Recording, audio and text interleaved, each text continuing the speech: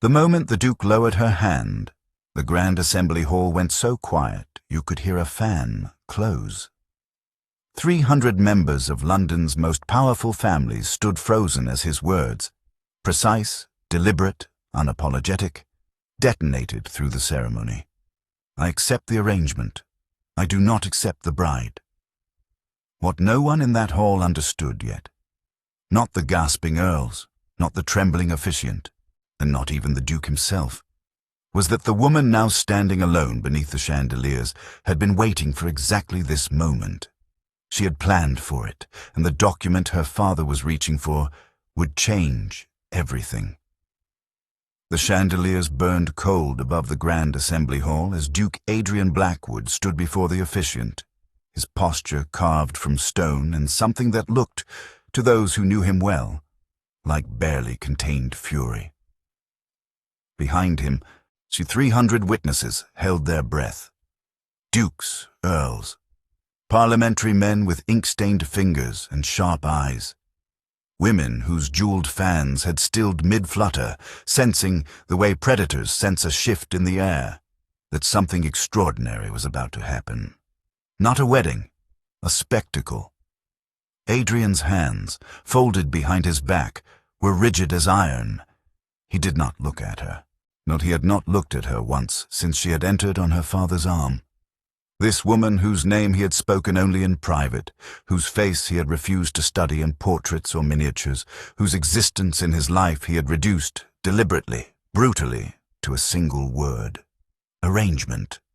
2 months ago, the Blackwood accounts had been opened before him like a wound. His father's recklessness, buried under generations of pride and precisely maintained appearances, had finally surfaced. Failed ventures, hidden mortgages, gambling losses that had bled the estate near to the bone. The Blackwood name, once synonymous with power, had become, quietly, a synonym for debt. The rescue had arrived in the form of Edward Ashford, a railway baron. New money, the kind of wealth that did not care about bloodlines, only leverage. The terms were simple. Adrian would marry Ashford's daughter. The debts would vanish. Blackwood would endure. Adrian had agreed. But he had made himself one silent, unbreakable promise. He would endure this. He would not surrender to it. He would not bow. Now, as the officiant cleared his throat and the question rose into the candlelit air, Adrian felt the weight of 300 pairs of eyes pressing against his back like a held, sharp object. He had borne 2 months of London's whispered mockery. The Duke sold to save himself. He had watched his mother's grief and accepted his advisor's careful silence. But he had buried his pride exactly once. To sign the contract, he would not bury it again. When the officiant asked if he accepted Mabel Ashford as his lawful wife, Adrian paused. The pause lasted 3 seconds. In those 3 seconds, the hall seemed to compress. Fans lowered, glasses stilled. A child somewhere near the back was quietly hushed. Then, with the deliberate precision of a man who understood that what he was about to do could not be undone, Adrian lowered her hand. I accept the arrangement. His voice carried to every corner of marble and velvet. I do not accept the bride. If you think pride has ever cost someone everything, subscribe now, because what happens next proves that arrogance doesn't just wound others, it buries the arrogant alive. And if you refuse to subscribe, tell me why in the comments. Tell me why you'd walk away before seeing a duke fall. The silence shattered. Gasps broke across the hall like a wave striking stone, and a glass fell somewhere to the left. The officiant's face drained of colour. Adrian's closest friend, Lord Edmund Harcastle, standing rigid at the altar's edge, made a single sharp movement as though to speak, and then thought better of it. 300 members of the aristocracy turned as one toward the woman at the center of it all. Mabel Ashford did not move. She did not weep. She did not recoil. She did not search the crowd for an escape or look to her father, and or press her fingers to her mouth the way women do when grief comes faster than dignity. She simply stood, pale, composed, her hands folded against the ivory lace of her gown, and looked at him. It was the stillness that undid the room. Not the rejection, the stillness. Because that kind of composure, in a moment designed to destroy, does not come from numbness. It comes from preparation, and as her father, Edward Ashford, slowly reached into his coat pocket and withdrew a sealed document, his expression entirely, eerily calm. The first whisper of something much larger than a wedding began to move through the hall. What did she know that the rest of them didn't? 300 people had come to witness a transaction. What they were about to witness was a reckoning. Edward Ashford did not rush. That was the first thing the court noticed. Every other man in that hall had reacted, with shock, with outrage, and with the barely concealed delight of those who feed on scandal. But Ashford moved through the frozen assembly with the unhurried calm of a man who had already seen this moment in his mind 100 times and found it entirely satisfactory. He reached the officiant's table, set down a leather document case, opened it. "Since the Duke has chosen to formalize his position publicly," Ashford said, his voice carrying the quiet authority of a man who had negotiated with governments, "I will formalize mine." He produced 3 bound documents, sealed in black wax, and placed them on the table as though laying cards at a table he had already won. The officiant stared. No one spoke. "The Ashford dowry," Ashford continued, "is not currency." He opened the first document. "Rail expansion contracts, controlling interest in 4 northern lines, currently generating revenue that outpaced most ducal estates combined. The routes ran directly through Blackwood territory. They had run through it for 2 years, in fact, on temporary easements that were about to expire. The second document. Shipping monopolies across 3 Atlantic routes, 3 Pacific, and 2 Crown-contracted Mediterranean lines. Not shares. Ownership. The third, mineral rights. Surveyed 18 months prior, quietly, carefully, beneath 40 square miles of Blackwood land. Coal deposits, iron, enough to sustain industrial extraction for a generation. And then, beneath those 3, and a 4th document. Smaller, unassuming. Ashford held it up. "This is the clause." The room, already still, somehow stilled further. In the event that public dishonor is directed toward the bride prior to or during the ceremony. Ashford read without inflection, without theatre, without any apparent pleasure. The bride shall assume partial administrative authority over Blackwood estate properties for a period no fewer than 5 years, known as protection of the dowry investment. He set it down. His Grace triggered that clause approximately 4 minutes ago. The silence lasted exactly 2 seconds. Then it broke. Not into gasps this time, but into something lower and more dangerous. The murmur of men recalculating, of rivals reassessing, of alliances silently, rapidly shifting. Adrian did not move, but something behind his eyes did. He had stood in that hall intending to establish dominance. To make clear, and before every witness that mattered in London, that he was not a man who could be purchased, that the Blackwood name bent for no one. Instead, he had handed a woman he'd never spoken to the legal authority to administer his estate, by his own words, before 300 witnesses. He turned, finally, and looked at Mabel. She had not moved from where he'd left her. Still poised, still composed, her hands folded against her gown. She did not gloat. She did not look to the crowd for their approval, or to her father for confirmation. She simply met his gaze, and in that look was something far more unsettling than triumph. It was patience, the kind that understood, with complete certainty, that the room had already turned, and that she had not needed to say a single word to turn it. Mabel had been 11 years old the first time she sat beside her father at a negotiation table. not to observe, to listen specifically. To the pauses between offers, the moments men revealed their desperation by speaking too quickly, the silence that preceded capitulation. Edward Ashford had not raised his daughter to pour tea and wait for proposals. He had raised her to understand that wealth without knowledge was inheritance, and inheritance without strategy was simply a slower kind of ruin. By 16, she could read a contract faster than most solicitors. By 19, she had identified 3 critical errors in a shipping agreement her father's own lawyers had missed. She had never once been thanked for it in polite company. New money. The phrase had followed her through every drawing room, every dinner, every carefully arranged social occasion her father's fortune could buy entry to, but not belonging in. The daughters of earls had smiled at her with teeth and said nothing directly. They never did. But the message had always been clear. You may sit here, but you are not of here. Mabel had decided, at some point she could no longer precisely identify, that she did not need to be of anywhere. She needed to be useful. The Blackwood arrangement had not been her father's idea alone. She had read the estate assessments herself. She had seen the rail expansion maps, understood the mineral surveys, traced the precise geography of opportunity buried beneath a crumbling legacy. And she had agreed to the marriage not for a title. Titles were inherited accidents. But for what stable, well-managed influence could build over 20 years?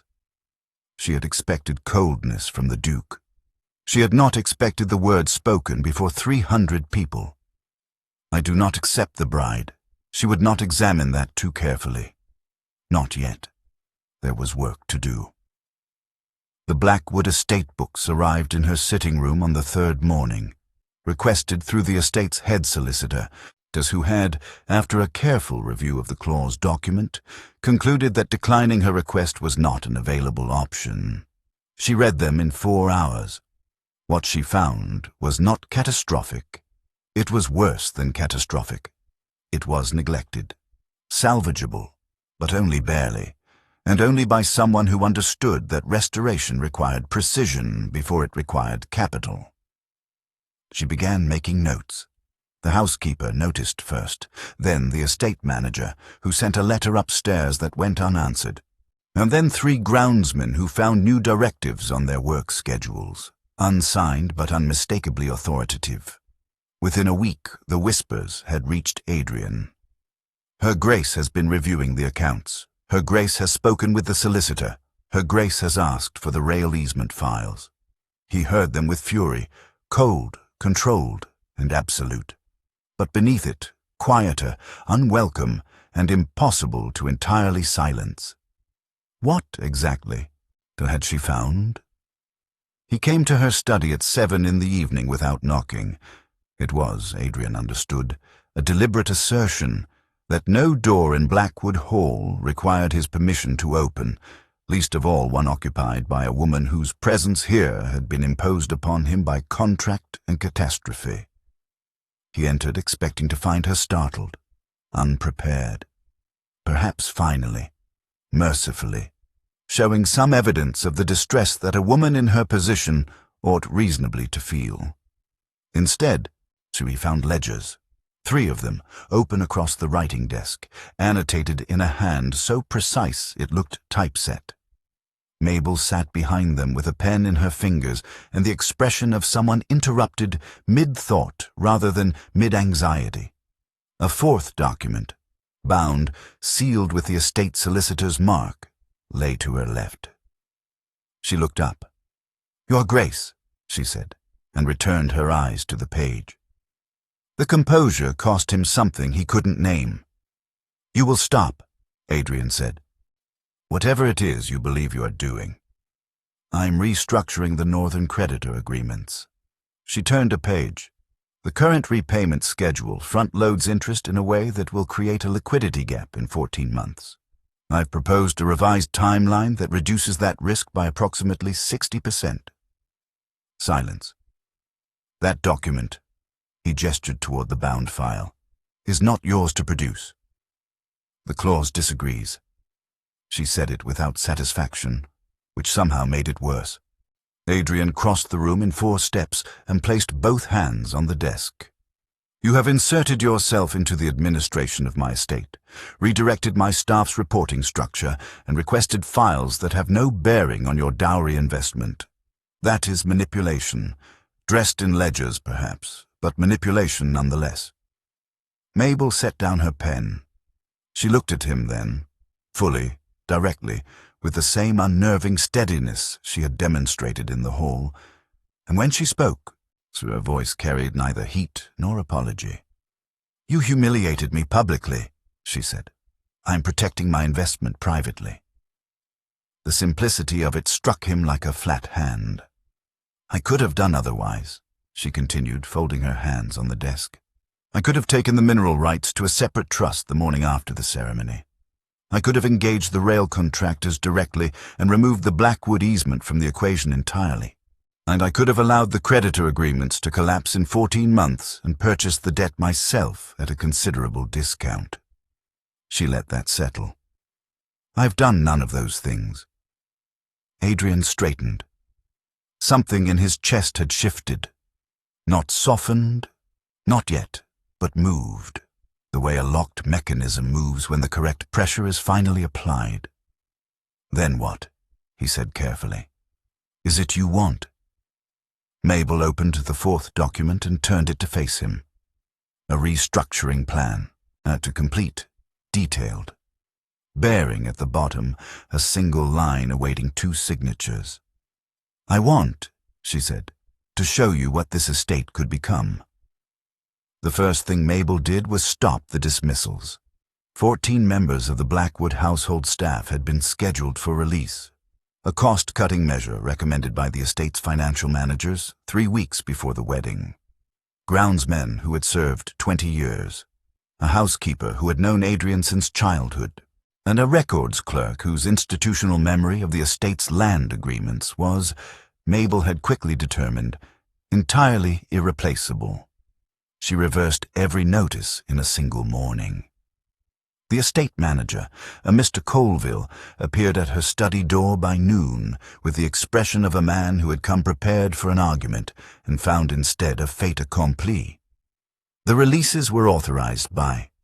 They have been rescinded, Mabel said without looking up. The cost of replacing institutional knowledge exceeds the short-term savings by a considerable margin. I've noted the calculation on the 2nd page if you'd like to review it. He reviewed it. He did not argue. The trade route renegotiations took 11 days.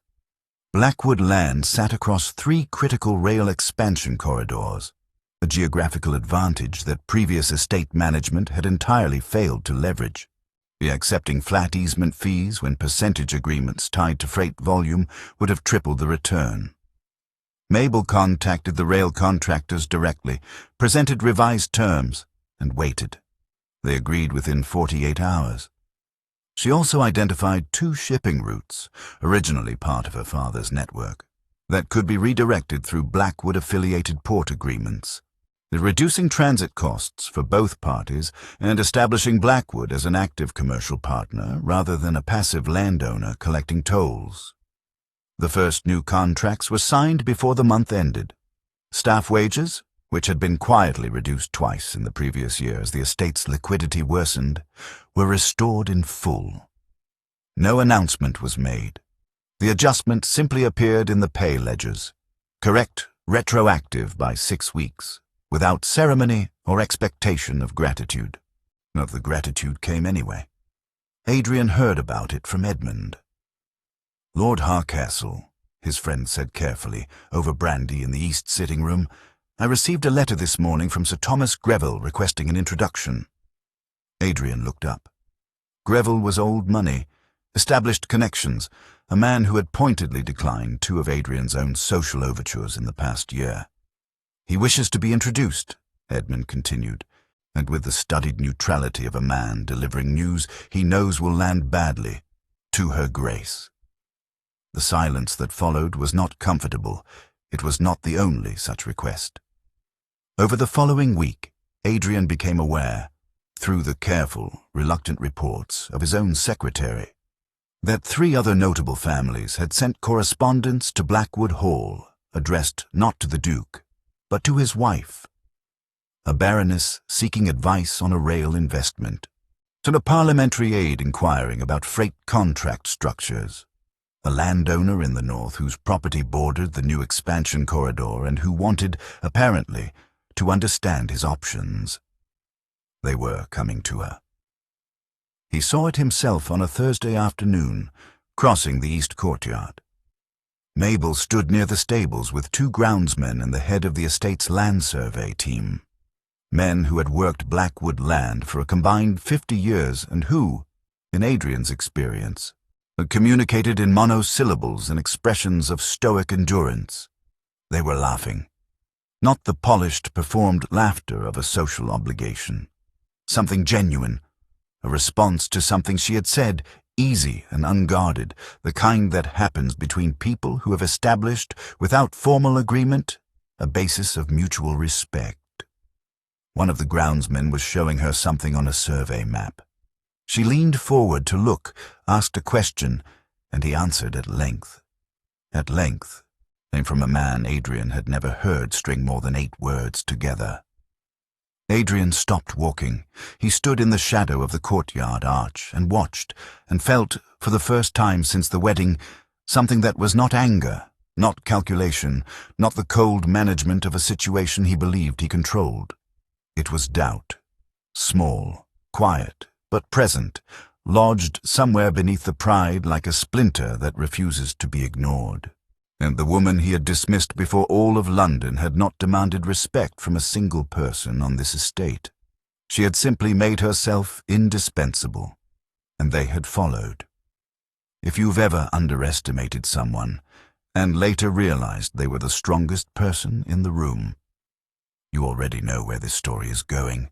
Subscribe now, because this isn't about romance yet. It's about consequences.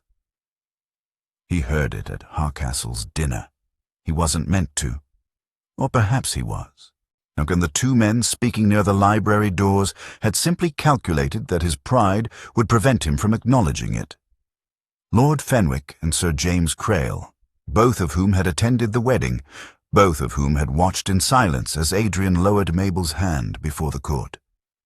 Blackwood's revival is remarkable, Fenwick said. The rail agreements alone. Blackwood had nothing to do with it, Crail replied. Not unkindly, factually. It's entirely her, the Ashford woman, as she restructured the creditor timeline, renegotiated the easements, restored the staff. Adrian inherited the benefit. That's all. A pause. He nearly destroyed it entirely, you know. The clause alone. Adrian moved away before he heard the rest. Edmund found him later near the garden terrace and did not pretend he hadn't seen his face. You heard Fenwick. I heard enough. Edmund was quiet for a moment, the particular quiet of a man selecting his words with surgical care. And then, you nearly ended it, Adrian. Not just the estate, the name, everything your grandfather built and your father almost lost. You nearly finished the work yourself in 30 seconds of pride. I was not going to stand there and what? Edmund's voice, usually measured, carried something harder now. Appear human? Appear grateful?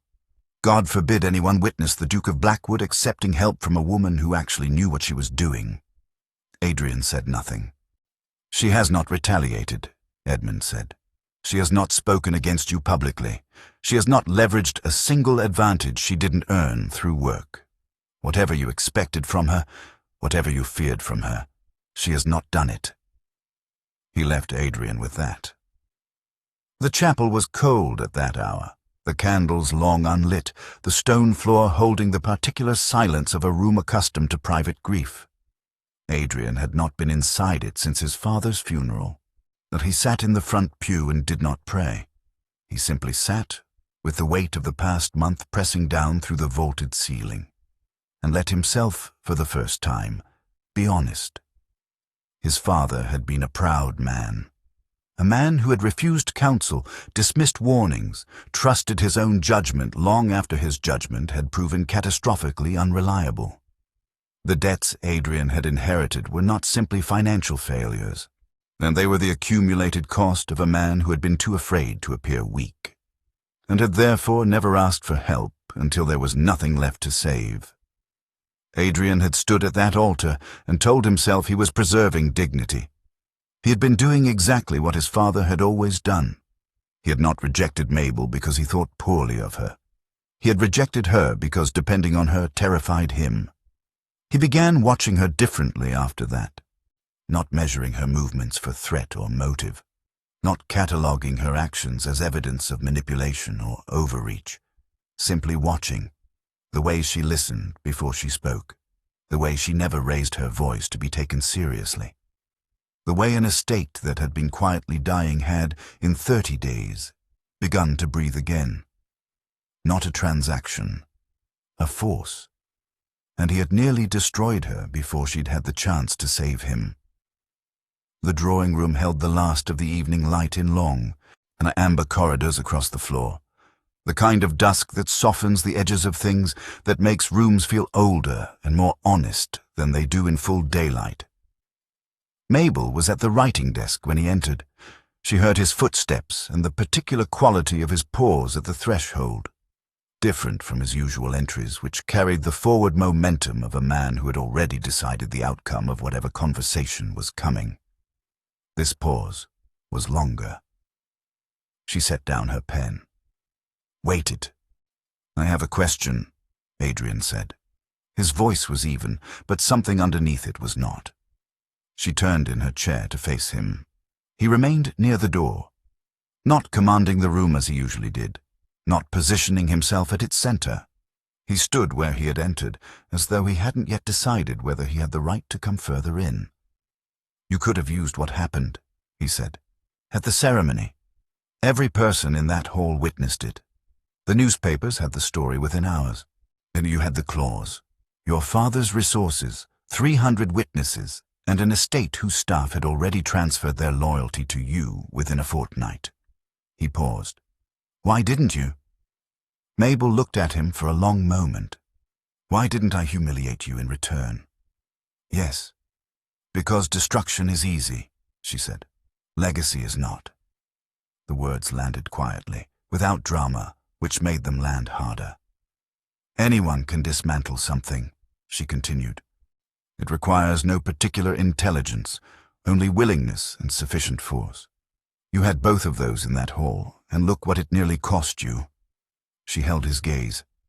"I did not come here to take Blackwood apart. I came to build something that would last beyond both of us. Retaliation would have satisfied one morning and poisoned every year that followed." Adrian was quiet for a long time. When he spoke again, his voice had shed something. The careful modulation of a man performing authority, the distance he had maintained since the wedding like a held shield. "I was afraid," he said. Mabel said nothing. She understood, correctly, that this required space rather than response. Not of you specifically, of what it meant to need the arrangement. To stand in front of people who have watched this family for generations and allow them to see that without an industrialist's daughter and her father's contracts, the Blackwood name would have been reduced to a footnote. He exhaled slowly. "My father spent his life afraid of that. He buried it under pride and poor decisions and left me the consequences, and I stood at that altar and did exactly what he would have done." He crossed the room then, not quickly, not with purpose, but with the careful movement of a man navigating unfamiliar ground. "I owe you an apology," he said. "Not a performance of one, an actual apology for what I said and how I said it and who I said it in front of. You did not deserve that." Mabel held his gaze. In it she searched, as she searched everything, for calculation, for strategy, for the angle beneath the sincerity. She found none. "I know," she said simply. Something in his expression shifted. Not relief exactly, but the particular release of a man who expected less grace than he received. "I would like," Adrian said carefully, "to work beside you, not above you, not in review of your decisions, beside you, if you'll allow it." Mabel was quiet for one moment. Then she reached across the desk, opened the restructuring plan, the same document she had placed before him weeks ago, still bearing only her signature, and set it where they could both see it. "Sit down, Your Grace," she said. He did, and the Harcastle Winter Gathering was the same event it had been for 30 years. The same gilded ballroom, the same orchestra positioned in the same upper gallery, the same families arranged in the same invisible hierarchies that London society maintained with the devotion of a religious order. And largely, Adrian noted as he entered, the same people. Fenwick was there. Crail, the parliamentary men with their careful eyes, the women whose fans had stilled at the wedding ceremony, now deployed again in full, fluttering rotation. 3 foreign dignitaries who had heard the scandal through diplomatic channels and come, Adrian suspected, partly out of curiosity. The whispers began before he had crossed the first third of the room. He heard his name, heard hers, heard Blackwood Revival and the clause and extraordinary, really in the particular murmur of people who believe distance makes them inaudible. Beside him, and Mabel walked with the same composure she had carried into every room since the wedding, measured, present, unperformed. She had worn deep burgundy tonight, which suited her in a way that ivory ceremony lace had not. She was not scanning the room for approval. She was simply moving through it. Adrian slowed. She noticed and glanced at him. He had not told her what he intended to do. He had thought about it for 3 days. He drafted it in his mind with the same precision he now applied, slowly, with practice, to the estate decisions they made together each morning. He had concluded that planning it further was simply a way of finding reasons not to do it. He stopped walking entirely. The murmur nearest them quieted first, then spread outward in a ripple of attention, the way it had spread in that ceremony hall weeks ago, when he had paused before the officiant and the room had known, instinctively, that something was about to happen. Adrian turned to face Mabel fully. Then he took her hand.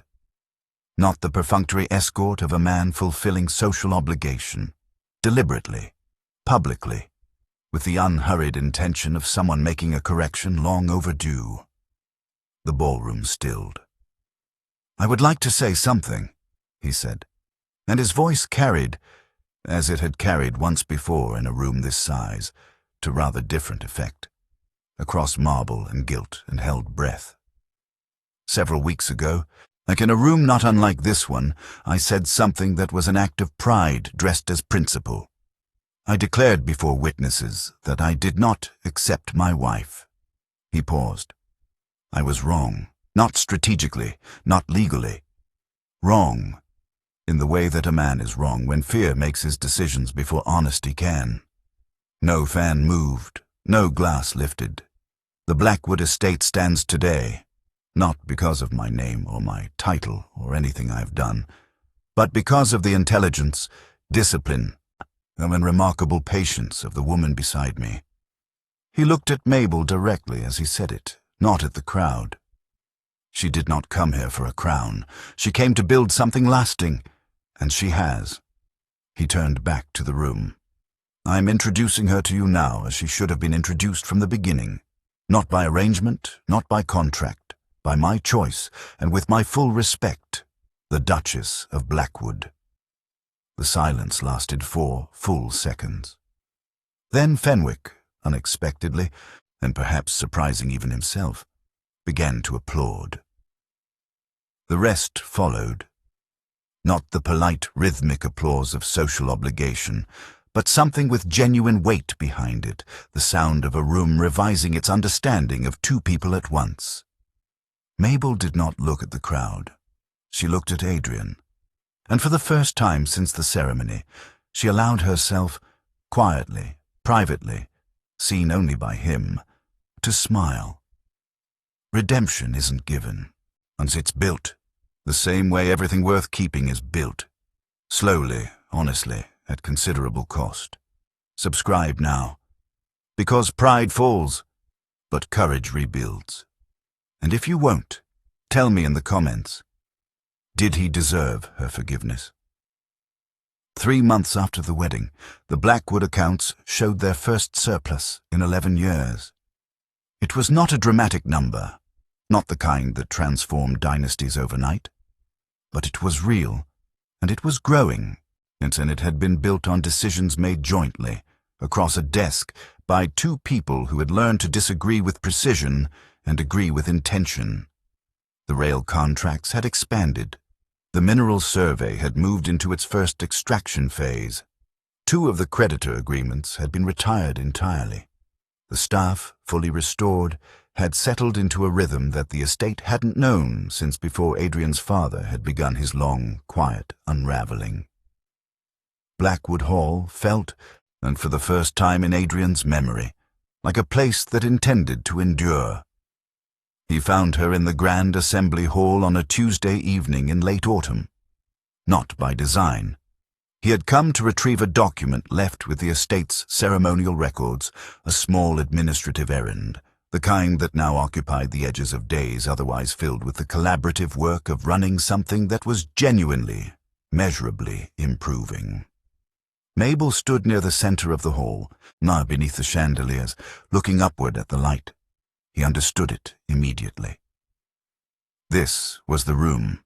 The same marble floor, the same crimson drapes, the same arrangement of space that had held 300 witnesses to the worst thing he had done. He crossed the hall and stood beside her. For a moment, neither spoke. "I owe you something I haven't said plainly enough," Adrian said. "Thank you. Not for the contracts or the restructuring or the rail agreements, though all of it has been extraordinary." He paused. "For staying, after what I gave you every reason to leave." Mabel was quiet for a moment, still looking at the chandeliers. "I never wanted this alone," she said. "That's what I don't think you understood at the beginning. The power, the leverage, the claws. None of it was what I came here for. I came because I believed something functional could be built here." She lowered her gaze to the hall around them. "I just needed you to stop being afraid of it long enough to build it with me." Adrian looked at her. Fully, without the calculation or guardedness that had characterized every early exchange between them. "You are the most capable person I've ever encountered," he said. "I include in that assessment every man I've met in 34 years. Mabel turned to look at him then, and something in her expression shifted. Not surprise, but the quiet reception of a thing that had been earned and was recognized as such. "Don't make me agree with you out loud," she said. "Your pride is only just recovering." He laughed, briefly, genuinely, in a way that changed the acoustics of the room entirely. They stood together beneath the chandeliers in the hall where she had once stood alone, hung in the silence of two people who had arrived at something neither had planned for, and both had, without quite naming it, chosen. The chandeliers still burned above them, but the room felt warmer. Dear listeners, thank you for staying with us until the end. If this story moved you, please subscribe, like, comment, and share it with someone close to you. Your support inspires us to keep creating stories filled with love, healing, and unforgettable twists.